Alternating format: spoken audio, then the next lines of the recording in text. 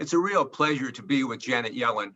Secretary Yellen, thank you very much for taking time to visit with us at the Bay Area Council. In the interest of full disclosure, we're having this conversation on Wednesday morning at 8:30. So we'll be seeing this about 36 hours from now or so tomorrow night. So the world changes rapidly, and let's hope that we don't have any breaking news between here and there. So Secretary Yellen, welcome. You've just come back from Glasgow. Tell us about what you learned and what role America is going to play in climate reduction, and what regulations and policies are you going to implement to try and advance that cause? Well, thanks very much for that question, Alex. It was a pleasure for me to have had a chance to participate in the discussions at Glasgow. I'm told that I was the first Treasury Secretary to be there, and US Treasury Secretary, and actually there were a large group in Glasgow. I think it's because all of us recognize that climate change is an existential threat to our world, that it's an increasing threat to our economy. It's costing American families more every year. And it's something that, because it affects budgets, pocketbooks of families and the future of humanity, it's something that finance professionals, both in government and in the private sector, have to take very, very seriously. Very recently, an insurance provider, Swiss Re, estimated that climate change could cut $23 trillion from the world economy by 2050.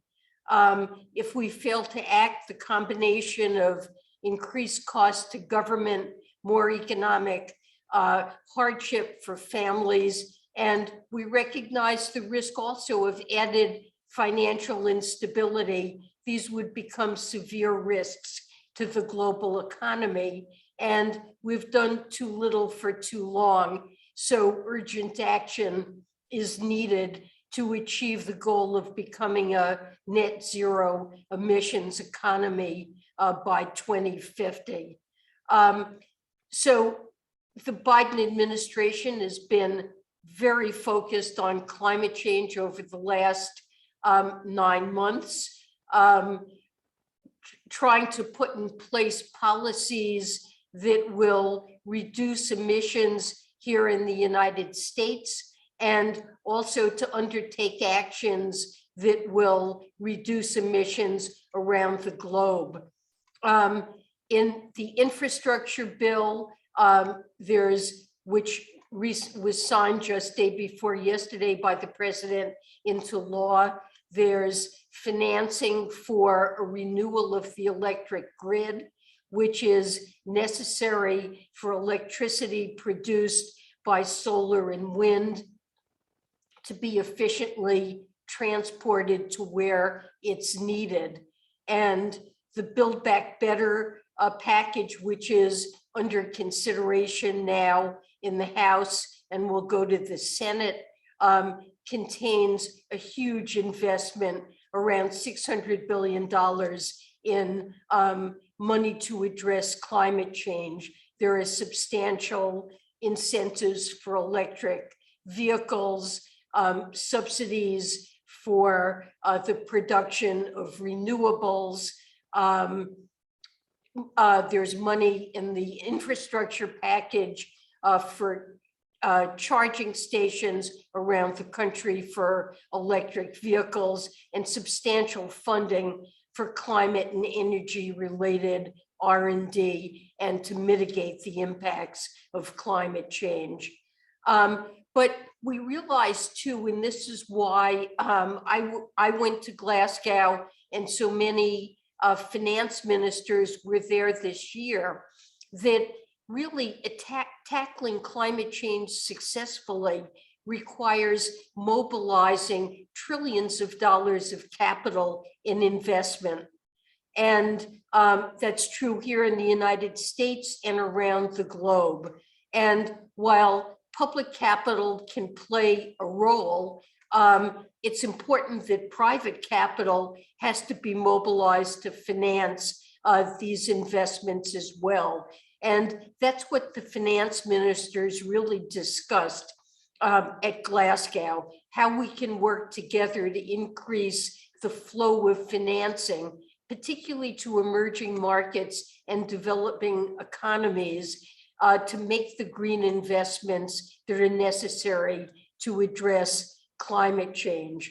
President Biden came to Glasgow beforehand. He had pledged to quadruple US international climate finance that will make the United States the top bilateral provider of climate finance in the world.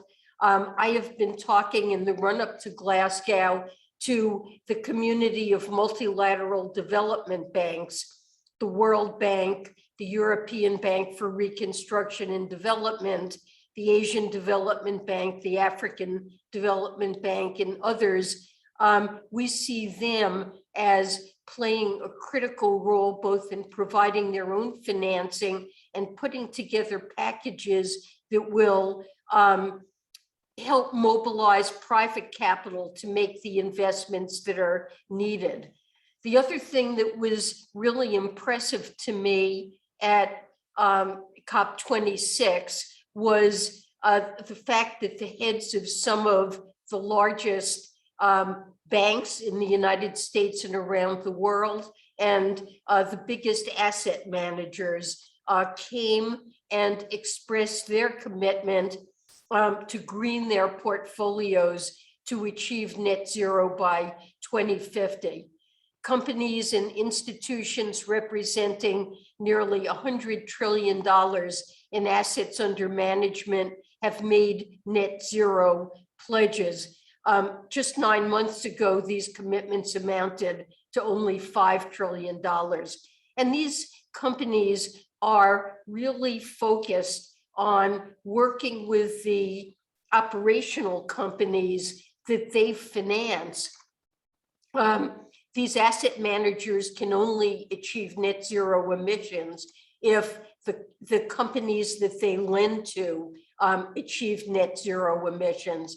And so they're very focused on working with them to monitor what they're doing and to help them do it. And in the years ahead, I think that we'll see pressures coming from financial markets that will force companies to take very seriously the need to reduce their carbon emissions. So it was a pleasure for me to be in Glasgow, to see the increased commitment among all countries, including developing countries, to undertake the investments that are going to be necessary to deliver on the Paris commitment to limit warming to 1.5 degrees Celsius.